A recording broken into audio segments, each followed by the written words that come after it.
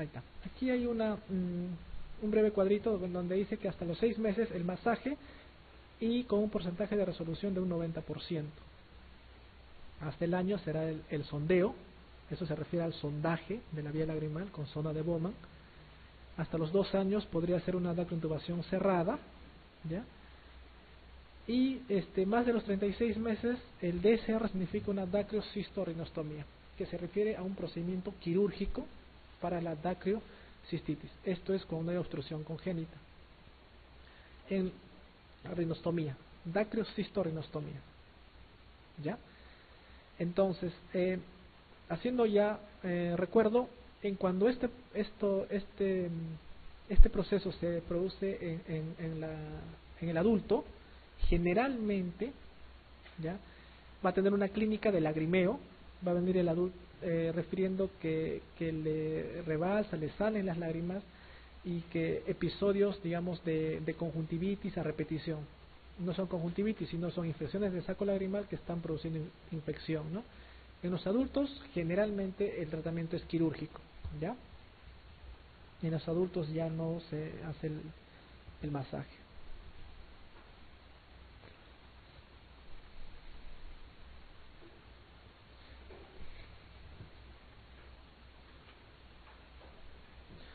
Hablando, vamos a repasar rápidamente lo que es córnea y esclera.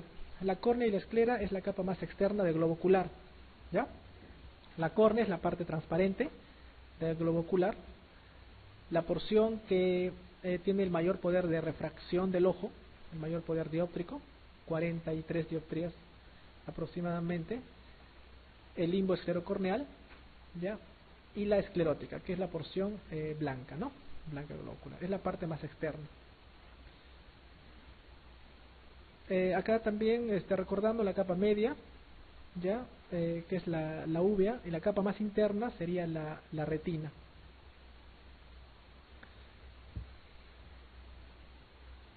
¿Cuáles son? Acá está el iris, que vamos a recordar rápidamente que es parte de la capa media del globo ocular. ¿Cuáles son las estructuras anatómicas que conforman la capa media? Hemos dicho que la externa es córnea y esclera. La media, la capa media del globo ocular,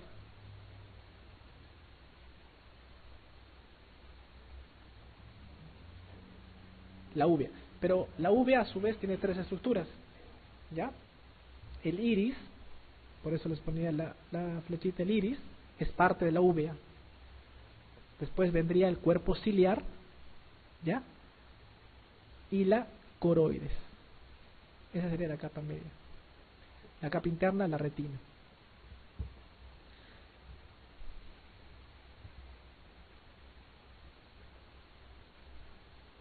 Acá vemos igual, la parte blanca es la esclera, ¿ya? Y acá podemos diferenciar, digamos, la capa media y la capa interna. Acá también recordando, este es un corte para ver las capas de la córnea. La primera capa es el epitelio. La córnea es un epitelio poliestratificado, ¿ya? El epitelio y su membrana basal va a ser la membrana de Bowman. La membrana de Bowman es una capa acelular. ¿Cuál es la importancia clínica del epitelio? La importancia es que la córnea, frente a los diversos traumas, infecciones, lo primero que va a responder es con una alteración a nivel del epitelio. Ya va a haber una desepitelización corneal, ¿ya? Se va a desepitelizar.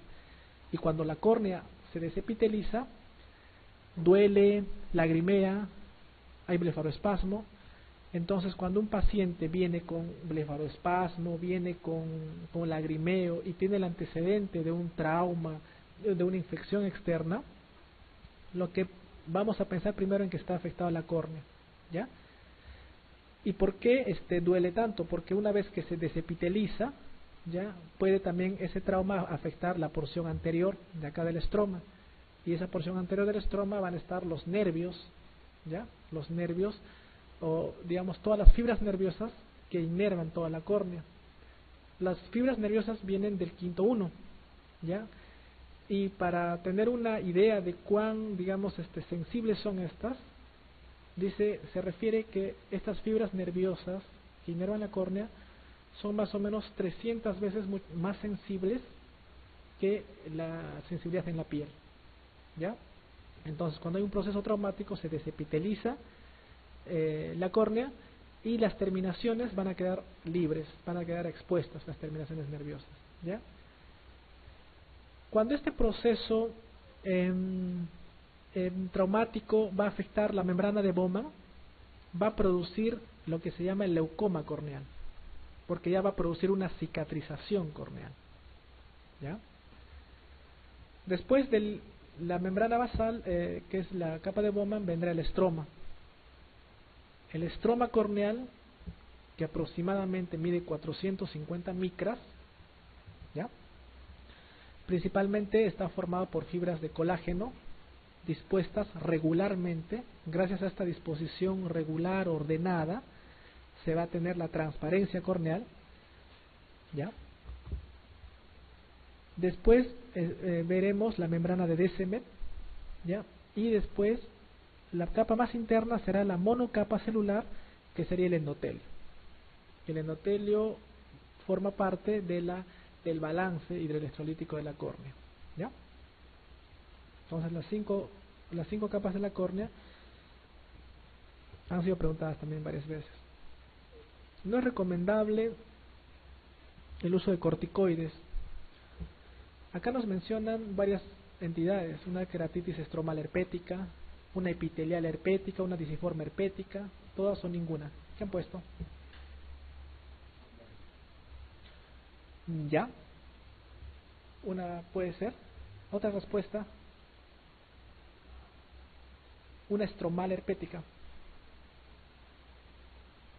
El herpes es un virus que afecta la córnea, afectando primero al epitelio, ¿ya?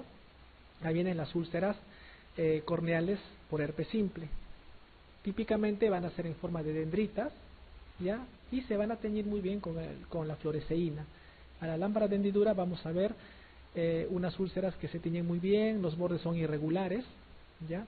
Y son epiteliales. Las complicaciones de una queratitis epitelial herpética ya son cuando afectan más allá del epitelio, cuando afectan estroma, ¿ya? Cuando afectan estroma será una queratitis estromal herpética, que ya produce un proceso inflamatorio mayor. Y cuando esa queratitis epitelial herpética es tratada con corticoides, los corticoides van a producir que se reactive, pero solamente en la epitelial, ¿ya? En la queratitis epitelial herpética está contraindicada los corticoides por reactivación del virus. ¿Y por qué no en las estromales o en las disiformes, que son complicaciones de la misma? Porque ahí sí tenemos que usar corticoides, porque son procesos inflamatorios mayores donde necesitamos el uso de corticoides, ¿ya?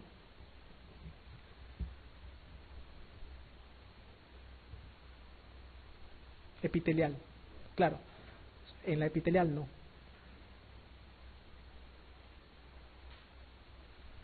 Acá hay una, aquí está. Esta es una queratitis o una úlcera dendrítica típica por herpes, ¿ya? Es una úlcera que se tiñe con fluoresceína, ¿ya? Que lo vamos a colocar, es una tinción que se usa para ver a través de una lámpara de hendidura con una luz de azul cobalto. Esta dendrítica típica es una úlcera arboriforme y epitelial, ¿ya? Lo típico, esto es lo típico. Si se usa, por ejemplo, no se hace un buen tratamiento de esta úlcera dendrítica con aciclovir tópico, oral, etcétera, ya esta úlcera va a crecer, ya va a avanzar. Entonces esta figura nos muestra una úlcera que se llama una úlcera geográfica, que ha recibido un mal tratamiento, ¿ya? Posiblemente le han dado corticoides, que es lo más frecuente que se da en primera instancia, digamos, y va a producir un agrandamiento de la lesión, ¿ya? Entonces úlceras dendríticas, arboriformes, epiteliales es lo típico en una queratitis o úlcera herpética. Las disiformes, las estromales, inclusive hay estromales necrotizantes, son complicaciones de la queratitis herpética.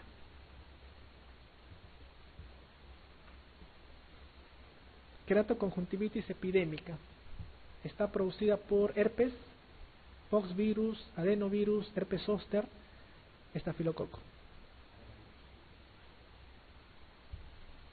Adenovirus es la causa más frecuente de las queratoconjuntivitis epidémicas, ¿ya?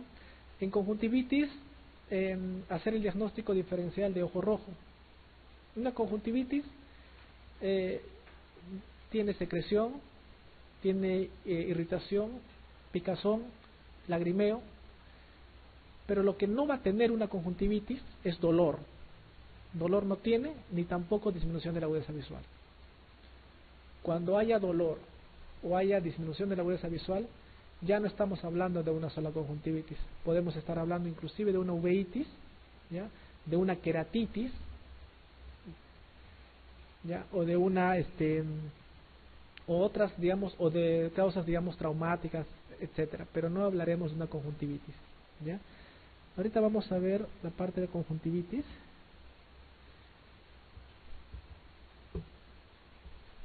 Esta pregunta dice que la córnea gutata es. La córnea gutata está dentro de la clasificación de las distrofias corneales, ¿ya? Hay distrofias en la córnea. Pueden ser distrofias de las capas anteriores, distrofias de las capas posteriores. La córnea gutata es cuando esta capa de células endoteliales, ¿ya? Está ausente a nivel en puntos, ¿no? Distribuidos en toda la córnea. Entonces es una distrofia de las capas posteriores. De distrofias corneales muy poco les van a preguntar, pero sí de la gutata porque es bien frecuente. Y estos pacientes con córnea gutata pues van a tener una disminución del conteo de células endoteliales, ¿ya? No van a tener un conteo normal. Por eso es que cuando se hacen procedimientos quirúrgicos intraoculares en estos pacientes, se tiene mucho cuidado de no dañar el endotelio, porque este paciente va a tener ya mucho menos conteo endotelial, ¿ya?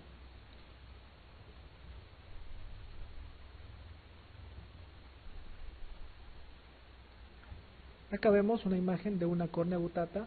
En realidad la mejor imagen sería una imagen con una luz de hendidura que nos pueda mostrar que está pues esta distrofia en las capas posteriores, ¿ya? Porque con una luz de hendidura sí se puede diferenciar si una alteración afecta a las capas anteriores, solo al epitelio, solo al estroma, ¿no? O también al endotelio. Aquí está. Esta es una luz de hendidura donde nos muestra todo el grosor corneal. Este es todo el grosor corneal. Toda la parte del medio es el estroma y aquí la parte de las capas posteriores es la córnea gutata, ¿ya?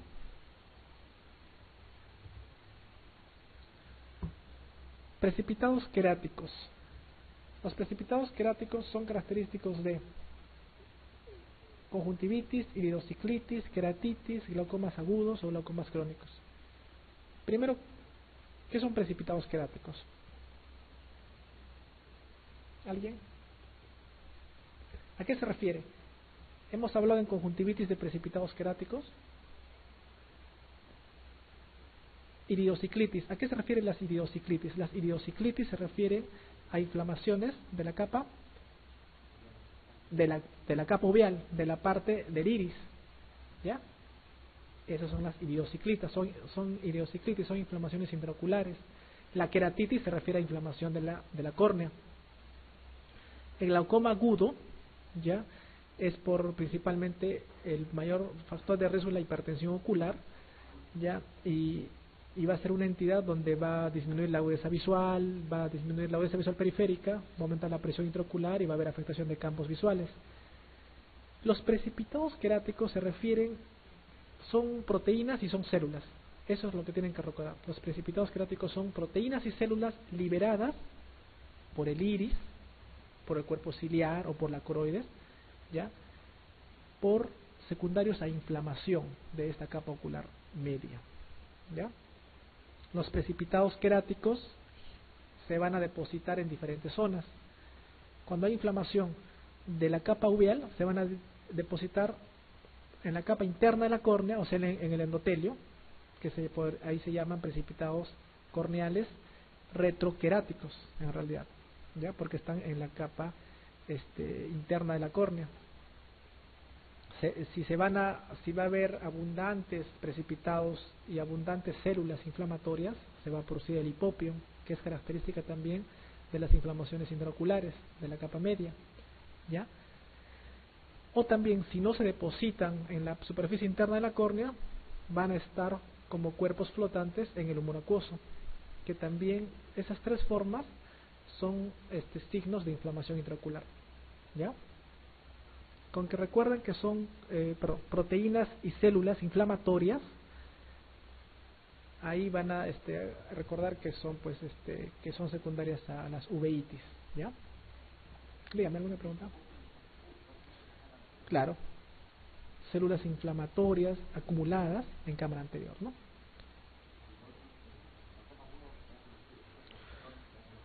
Sí, lo vamos a repasar en un momento, el glaucoma agudo y el crónico.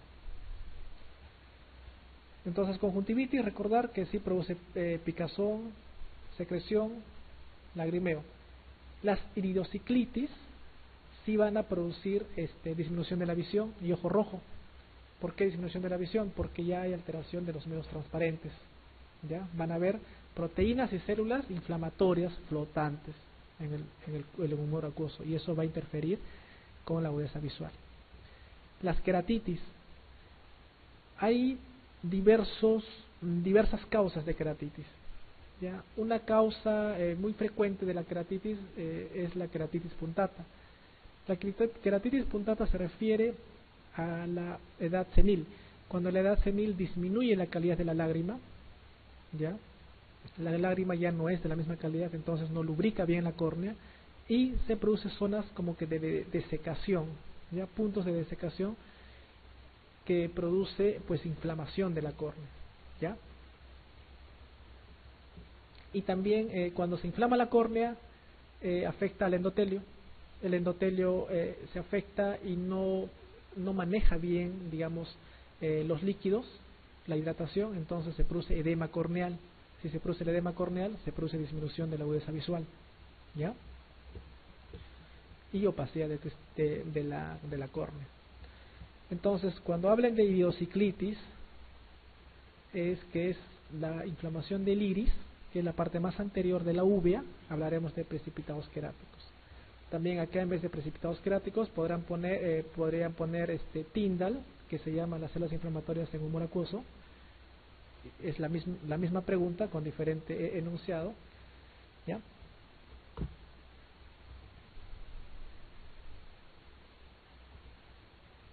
Estos son los precipitados queráticos que se observarían en una lámpara de hendidura, ¿no? Con un aumento microscópico. Son proteínas y células inflamatorias, ¿ya? Esto podría parecer que está por delante, está en realidad por detrás, o sea, detrás de la córnea, ¿ya? Recuerden que es por inflamación intraocular.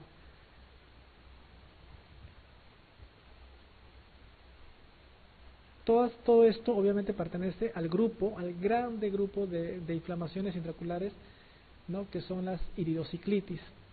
El segundo grupo serían las coroiditis, ¿ya? Y las pars planitis. Hemos dicho que la uvea se compone del iris, el cuerpo ciliar y coroides. Si se inflama el iris, serían las iridociclitis, que te van a dar principalmente las uveitis anteriores, ¿ya? Si se inflama el cuerpo ciliar, va a dar las uveitis intermedias, o también llamadas pars planitis, porque conforman el cuerpo ciliar, el epitelio del cuerpo ciliar conforma la pars plicata y la pars plana, entonces se van a llamar las pars planitis. Y si van a ser infecciones que afectan a la región de la coroides, ya son las coroiditis, ¿ya? Dependiendo a qué zona, digamos, de la uvea afecta la inflamación. Tenemos una pregunta que dice que un paciente de 15 años acude a la consulta aquejando dolor en ojo derecho, ¿ya? A la inspección detectamos la existencia de un blefaroespasmo en ojo derecho. ¿Cuál de las que a continuación se relacionan será más probablemente enfermedad que padece? Acá en esta pregunta lo que dice es que tiene dolor y que tiene blefaroespasmo. No menciona otras características, puede ser lagrimeo, etcétera. Hace rato había mencionado que el blefaroespasmo era bien característico, por ejemplo, de las queratitis, donde se afecta el epitelio corneal, se afecta la inervación corneal y se produce pues un blefaroespasmo como un mecanismo de defensa, ¿ya? Pero acá mencionan más que todo el dolor y blefaroespasmo. ¿Cuál han respondido? Grace Bacedo. En el Grace Bacedo hay un exoftalmos, ¿ya? Por ese exoftalmos podría haber un poco de exposición de la córnea, exposición corneal, podría haber una desecación y podría haber una queratitis, ¿ya? En una neuropatía óptica sí hay dolor y sí el componente de neurológico, ¿no? Del blefaroespasmo. No te mencionan en el caso un antecedente, que es importante. No te menciona un trauma, que generalmente nos indicaría, o infección, que generalmente nos va a llevar a las queratitis, o las blefaritis. Las blefaritis, que son procesos crónicos de contaminación del borde palpebral, ¿no? Que van a producir pues que haya irritación corneal también, o una parálisis del nervio motor ocular externo, dice, ¿no? No menciona tampoco movimientos oculares, que podríamos relacionar un poco con estas parálisis, o un trauma, digamos, ¿no? Que por el trauma puede ser, hace rato dijimos, ¿no? Que una de las causas más frecuentes de parálisis son los parálisis del cuarto y del sexto también. ¿Cuál han marcado?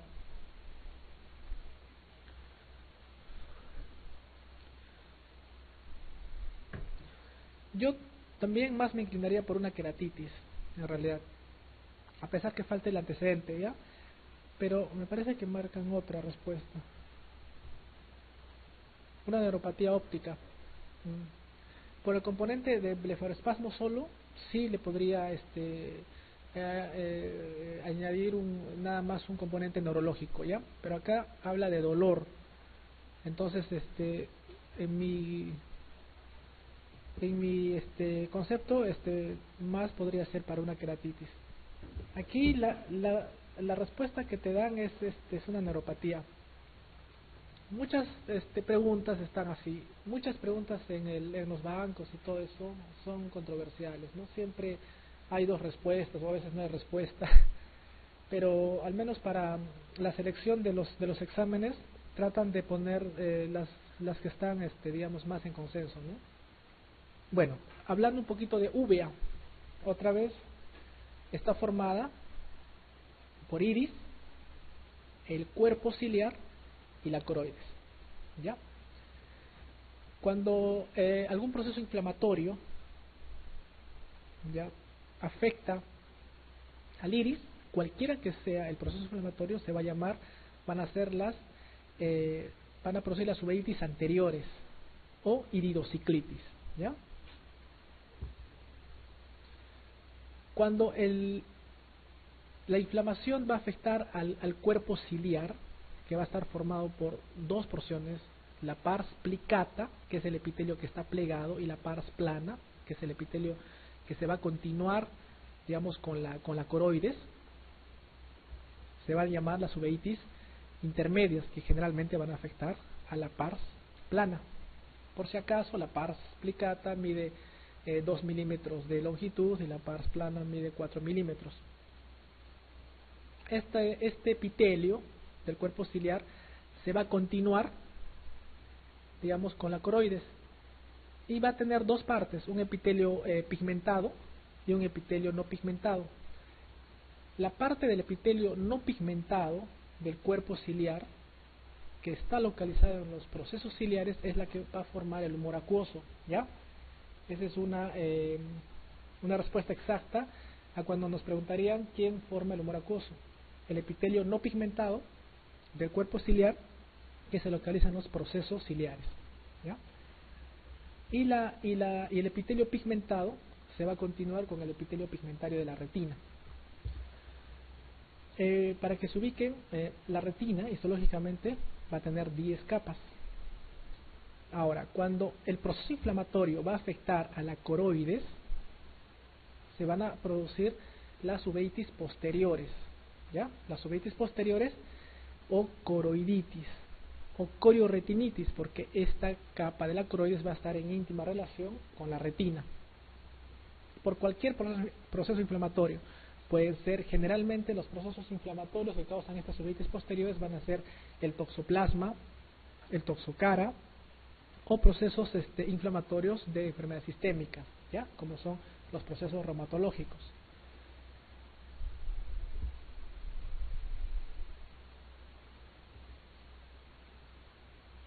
Bueno, otra pregunta. Una pupila que estaría situada fuera de su posición normal. Policoria, corectopia, heterocromía, coloboma o anisocoria. Ya, ¿qué es policoria?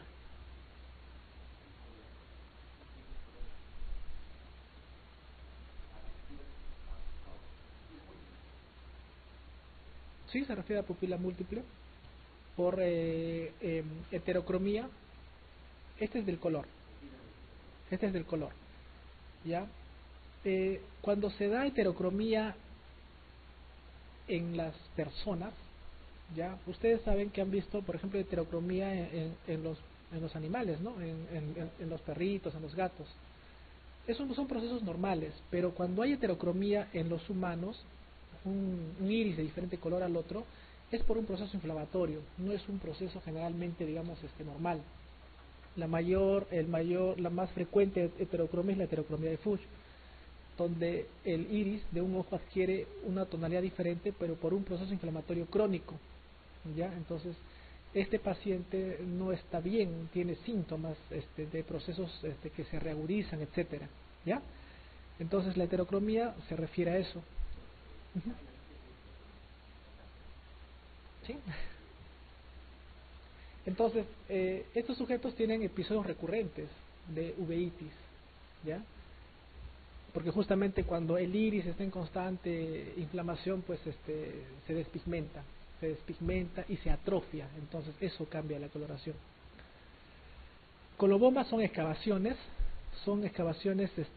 digamos, de cristalino, no tiene nada que hacer acá, ¿no? Pupila fuera de su posición. Y anisocoria serían diferentes tamaños, ¿ya? Entonces, corectopia es una posición pupilar, digamos, en otro lugar, ¿no?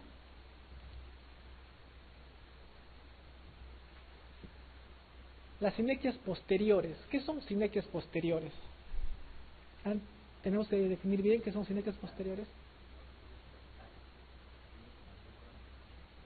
Ya, que se refiere a la capa externa, media o interna del ojo.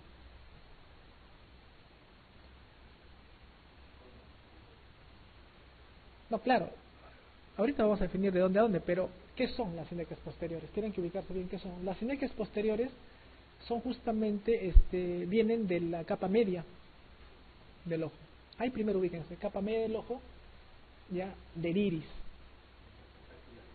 Claro, el iris se inflama y produce despigmentación, produce alteración de la conformación y se va y tiende a pegarse, ¿no? Tiende a pegarse a las estructuras que está por detrás o por delante también. Ya cuando el iris se pega o tiene sinequias es, digamos, bordes pegados, ¿no? Hacia adelante, hacia la córnea, pueden ser las sinequias anteriores, pero cuando el iris da esas prolongaciones para hacia atrás, son las sinequias posteriores, ¿ya? Entonces, cuando hablamos de posteriores, irán pues de iris al cristalino, que está inmediatamente detrás, ¿ya? Iris a córnea sería sinequias anteriores. Y si se fijan, en los dos es iris A, viene del tracto uveal, ¿ya? No tiene nada que ver córnea y cristalino, ¿ya? No son uvea, ¿ya? Proceso ciliar a córnea, córnea no es úvea y no existe, ¿ya? Entonces ahí puede estar sinequias posteriores o sinequias anteriores. El hipopion es material purulento ya, ¿no? En cámara anterior. Sangre en cámara anterior, linfema, proteínas en cámara anterior y células en cámara anterior. Aquí hablamos de proteínas en cámara anterior o células. Acá hay una diferenciación bien importante, ya que las proteínas en cámara anterior y las células van a ser secundarias a inflamación intraocular, pero las proteínas en cámara anterior tienen un nombre propio, se llaman FLAIR, ¿ya? FLAIR, efecto FLAIR, y las células en cámara anterior se llama el efecto Tyndall. Entonces, cuando pregunten por cualquiera de los dos que se relacione a inflamación en cámara anterior, nos pueden preguntar por efecto FLAIR o efecto Tyndall, ¿ya? Tyndall se refiere a las células inflamatorias y FLAIR, se escribe FLARE,